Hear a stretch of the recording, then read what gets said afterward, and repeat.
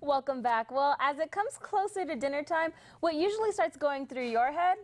What to eat, of course. And all day, I've actually been craving some barbecue. You know, Danielle, that sounds really good. I could probably go for some good brisket right about now. But before we go, Erin Benally shows us the secrets to some really tasty barbecue.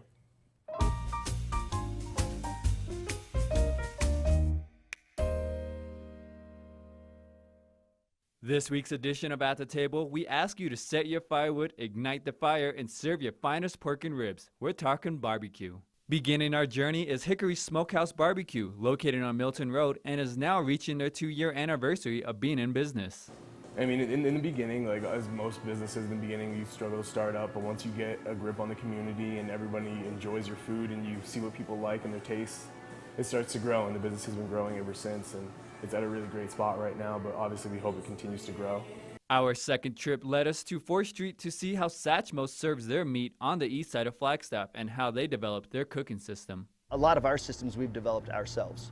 We've put in play, charts for tracking, smoking, timing, things like that. And it's neat after about 4 years of this now to look and talk to other restaurant owners, people that are chefs. This is your thermometer. This is a redneck thermometer. And I says, and it typically works as you're going in and you're poking each cut of meat each time. We made our last stop at Bigfoot BBQ and found out how they handle their meat. Well, one of the things that we've noticed is that people from other parts of the country where barbecue is part of the culture, those folks that grew up with barbecue will come in and they'll notice that the meat at the barbecue is it's clean. It's cleaned up a lot. Everything's cleaned by hand.